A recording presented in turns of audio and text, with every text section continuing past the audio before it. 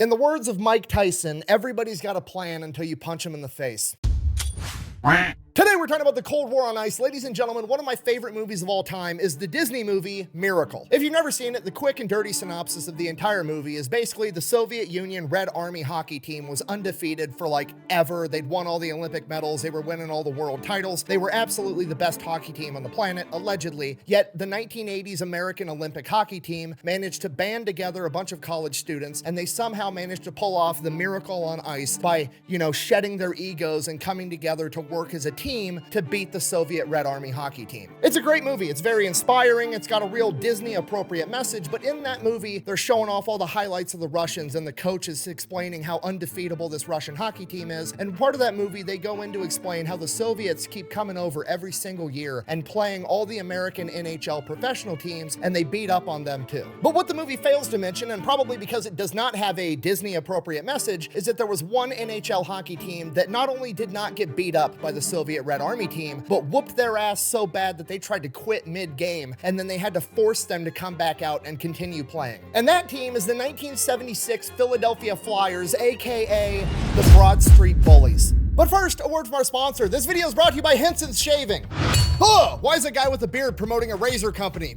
Because I gotta separate my beard from my chest hair somehow, homie, okay? The chest hair is connected to the belly hair, which is connected to some other hair that goes up my back, and then it goes to my head, and then I'm not gonna walk around my whole life living like a circle of hair, okay? Anyways, Henson's Shaving, family-owned precision machining company that was originally making parts for like NASA and the aerospace industry. And then one day they're like, what if we just precision machined a razor that was super nice that you could buy one time, it would last you your whole life, and then instead of buying $18.99 Gillette cartridges, you could spend like $7 on 150 razors and be good for a couple of years. So that's what they did. They built a product that looks cooler, it works better, it's actually cheaper than the competition, and the best part of all, it's built with the old school mentality of you're gonna buy this for life. As opposed to the competition that's going out here doing dumb shit like putting gel pads on the razor head so that the razors get all gunked up and disgusting, and then you have to go out and keep buying new refills to shave your face. So if you want to buy the last razor you're ever gonna need, go check out Henson's Shaving. I'm gonna have a link and a discount code down below. Let's get back to the video. But to understand this full story, we need to start from the beginning. In 1967, the NHL was expanding. They were gonna add 6 new hockey teams, and one of those teams that they were gonna add was the Philadelphia Flyers. Now, the men that are responsible for the founding and the financing of the Philadelphia Flyers hockey team are not hockey players. They are just straight up business guys that think that this could be a worthwhile venture to make a bunch of money. Now, this might not seem really important, but it actually is the most important part of the story, and it changes the face of hockey as we know it, because you have to realize at the upper echelons of management at this team, there's nobody that's actually in it for the love of the sport, okay? They're all in it for money, and the money comes from winning. Okay, if you're not picking up on a put down, I'm trying to tell you the Philadelphia Flyers is gonna have some real loose morals when it comes to how that winning gets done, okay? Tradition, sportsmanship, put all that shit off to the side. We're trying to make money. I'm talking about this. So they go in, they have their first season, and at this point in time, with all these new hockey teams coming in, there's kind of this stigma around all the new hockey teams that like, these are the JV teams, they're not actually part of the NHL, they're not as good as the OG NHL teams. And because of that, at this point in time, whenever one of the original NHL teams is playing one of the expansion teams, there's kind of that extra incentive to perform exceptionally well in front of everybody and kind of beat up on the new guy. Despite that, the Flyers go into their second season, and they actually end up making it to the playoffs, where they're going to be playing the St. Louis Blues, and the Blues go in there and literally physically beat the shit out of them, and then that's how they won the hockey game. At which point the Flyers are like, write that down, it's hard to play hockey after you get your ass kicked. So at this point, the Flyers management proceeds to do what I can only describe as essentially building the Monstars from Space Jam. Those little pipsqueaks just turned into superstars. Suffering succotash.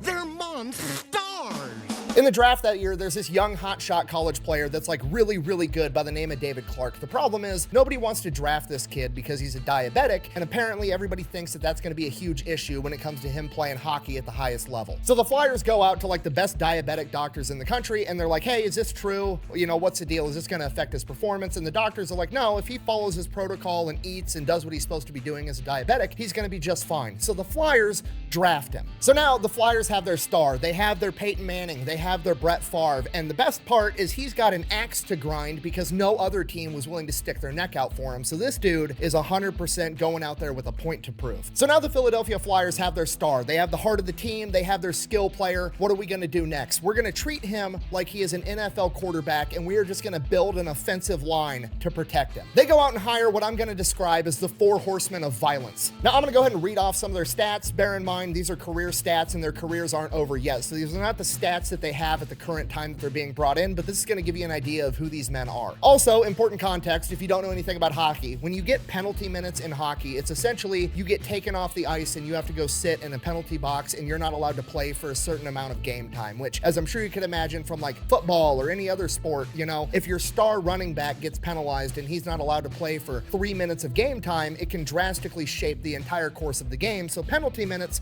are a big deal. So with that in mind, our first horseman is Andre the Moose DuPont, coming in at 6 foot, 200 pounds with 1,191 minutes in the penalty box. Then we've got Don Selesky, aka Big Bird, coming in at 6'3", 210 pounds with 1,129 career penalty minutes. And then we've got Bob Kelly, aka The Hound, coming in at 5'10", 185 pounds with 1,454 career penalty minutes. I'm gonna have to eat every fucking chicken in this room. You're gonna die for some chickens. Someone is.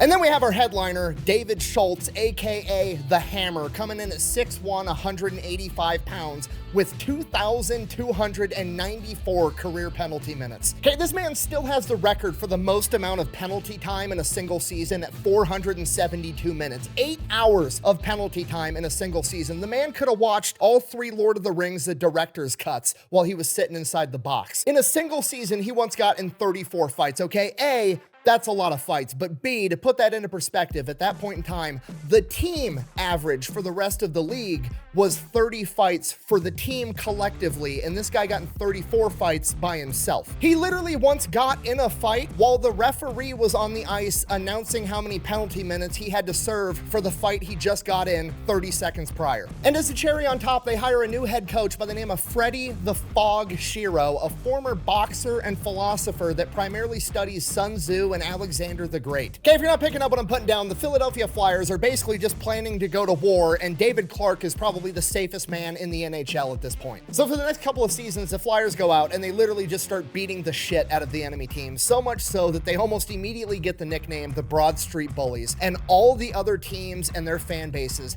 hate the Philadelphia Flyers. It gets so bad that there's like actually newspaper articles and shit where the newspaper is telling locals from different cities whenever the Flyers show up for an away game, the Philadelphia Flyers are coming, lock up your wives and kids. Had your kids, had your wife. But the management of the Philadelphia Flyers doesn't really give a shit, because guess what? All those other teams aren't the ones that are showing up to watch the Philadelphia Flyers game, which is how they make money. The Philadelphia Flyers end up winning more and fighting more, which guess what? Both of those put asses in seats, and that makes money, and that's the entire goal. During this time, the Flyers end up having winning seasons every year. They have their first successful playoff series, and Philadelphia falls in love with the Broad Street Bullies.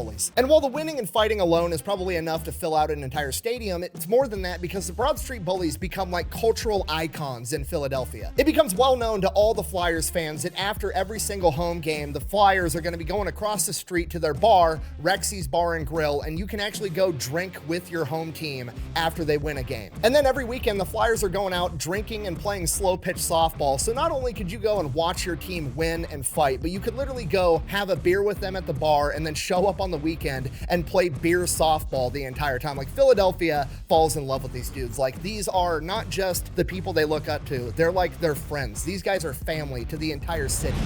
But just because the team's winning doesn't mean that that entire sport's going to become more popular and you're suddenly going to care about hockey because your local team has a good record. Bullshit, okay? I was alive in 2008 when Michael Phelps went over to fucking China and swam really good, and all of a sudden the entire country of the United States pretended that swimming was awesome. Okay, I was there. I saw it with my own eyes. One day, nobody gave a fuck about swimming. The next day, the news came out and was like, hey, have you guys seen this fucking stoner with arms down to his ankles that can swim faster than most Americans can run? He's winning a bunch of gold medals in the Olympics. Suddenly, swimming was the shit. Okay, don't tell me winning doesn't matter. So things are going great for the Flyers franchise. They've got more money. More money means better players. So they go out and they buy some more skill players to help out David Clark on the offensive end. They pick up future Hall of Famer Bill Barber and Reggie the Rifle Leach. So now the Broad Street Bullies are going to go out there, beat everybody up, get them nice and soft. These guys are going to go in, score a bunch of goals. It's almost a perfect plan. They just have to make sure that nobody scores goals on them. So they go out there and they pick up future Hall of Famer, legendary goalie, Bernie Perreault. I cannot stress to you how good of a goalie this guy turned out to be. It became a saying in Philadelphia at this point in time that only God saves more than Bernie Perreault. So they've assembled the dream team. They go out in this next season and they crush absolutely everybody. They get 50 wins. They have 103 fights, 1,750 penalty minutes. They end up winning the Stanley Cup. Next season, they go out, they do the exact same thing, even harder. This is a season where David the Hammer Schultz gets 34 fights and sets the record for the most penalty minutes. They go and win the Stanley Cup again 2 times in a row. Now that happened in May of 1975, and in 1975, it's kind of this period of cooling down for the Cold War, right? The Vietnam conflict has come to an end completely. The space race is over. Like things are kind of improving, so to speak. There's still a lot of issues. There's still an arms race going on, but like tensions are lower than they have been in decades. And because of this, the governments of America and the Soviet Union allow the Soviet Red Army hockey team to come over to America to have some exhibition matches with professional NHL teams. These are not treated like exhibition matches, okay? These are the most important games on the planet right now. This is capitalism versus communism on ice. And the Soviet team is absolutely stacked. Every single person on this team has at least one, if not multiple, Olympic gold medals. They all have like 5 or 6 world championship titles. They're a good hockey team, as much as it pains me to say that, but it's the truth. He said it! He said it! So in December of 1975, the Red Army team comes over to America and beats the New York Rangers 7-3. A couple weeks later, January 8th, 1976, they play the Boston Bruins, complete blowout 5-2. And now the only team they have left to play 3 days later on January 11th, 1976, is the Philadelphia Flyers, the back-to-back Stanley Cup champions, and the entire world is watching. People that don't even know hockey, understand it, or have ever cared about hockey in their entire lives are tuning in to watch this game. This is a cultural fucking event. People that have never cared about hockey in their entire lives are suddenly Philadelphia Flyer fans. People that have watched hockey their entire lives, that have hated the Philadelphia Flyers for years because they are the villains of the NHL, are now suddenly rooting for the Philadelphia Flyers. They're no longer the villains. They are the anti-heroes that America needs to go out and shut down the Soviet Red Army team. Big problem, elephant in the room, Bernie Perreault, our goalie, is hurt and he's not gonna be able to play this game. We're running on the backup goalie. What are we gonna do? Coach Freddie the Fog Shiro realizes that the Soviets skate and move and play the game different than any NHL team, right? NHL teams is like, stop, go, do this. The Soviets are moving constantly. They're always circling. They're constantly skating. They're always compared to being ballerinas on ice. So Freddie says, here's a strategy. Rather than chasing the puck like we normally do, we're going to chase them instead. We're going to put so much pressure on them that they can't do all this pretty ballerina on ice bullshit. Basically, we're going to play like the Soviets play, but more violent. And in doing so, we're going to drag them down to our level. Violence is not the answer, it's the question. The answer is yes, okay? It makes perfect sense. If we control the puck the entire time, they're not allowed to shoot. It doesn't matter who we have guarding the net. Do you know what's better than having really good body armor and getting shot? Not getting fucking shot. If we win, I'm going to be sky high, and if we lose, I think it'll be worse than dying. So the Red Army and the Flyers both take to the ice. The Red Army team's all pretty. They have matching pristine uniforms. They've got their little helmets on. The Philadelphia Flyers come out there, no helmets, no teeth, complete fucking goon squad. They go out there, they stick to the plan. They start beating the shit out of the Soviets. And when I say them, I don't just mean like the big enforcer type dudes like Dave Schultz. No, every single player on the Flyers team is playing super aggressive hockey, even their skill players. The plan is working exactly how they had hoped. The Soviets have like almost no possession time with the puck. Out of the first 13 shots of the game, the Philadelphia Flyers took 12 of them. Right out of the gate, the Soviets are getting absolutely fucking smoked, and they have no answers for the Philadelphia Flyers. So Karmelov, the Soviet team captain, their golden boy, their main character, goes out there. He gets checked when he has the puck. Wasn't even a hard check, wasn't worthy of a foul, wasn't anything. The dude flops like LeBron or some soccer player hoping to get a foul called. He lays there rolling around on the ground crying, hoping the referee's gonna call this foul. The ref basically has to go over to the Soviet coach and is like, that was a clean hit, I'm not calling it. Tell your guy to get the fuck up or I'm gonna hit you with a delay of game. So the Soviet coach throws a fucking hissy fit and tells all of his players, we're done playing this game, head out to the locker room, and the Soviets fucking leave. They bounce. We're like 11 minutes into the game and they just fucking dip. It's still 0-0, and now the world is not gonna have answers on who's actually the best at playing hockey. Now nobody knows what's going on. Minutes are going by like hours, like is the game over? Should I go home and try to beat the traffic out of the stadium? Like, what's the deal? And the NHL commissioner, Clarence Campbell, is like, okay, hold on. In a moment of genius, he hates the fucking Philadelphia Flyers, by the way, but he's rooting for them right now and he wants this game to continue. So he's like, okay, they're communist. They want a moneyless, classless, stateless society. Fuck it, let's put that to the test. He goes to the locker room and tells the Soviet coach, I'm not gonna pay you guys the 200 grand you were supposed to get paid for this series unless you get your fucking ass back out on that ice and play hockey.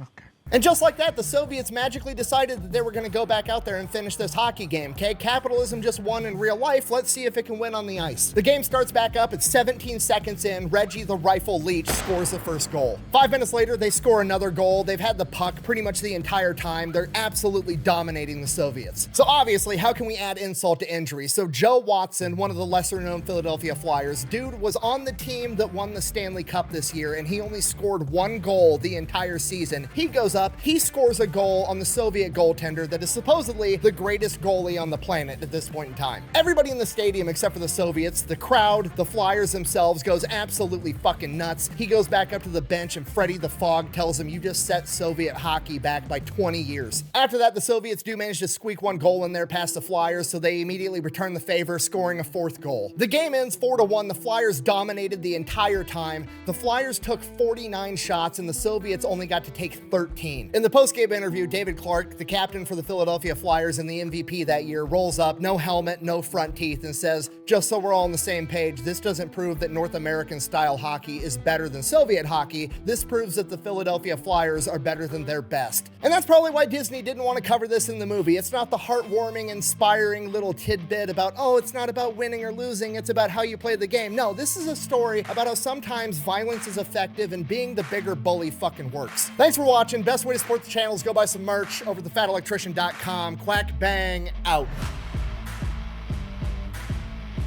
And then, as a thank you to the Philadelphia Flyers for effectively saving the day, they went and changed all the rules in professional hockey to more heavily penalize fighting and violence, and it basically ended the Philadelphia Flyers' success and their 3rd run for a Stanley Cup.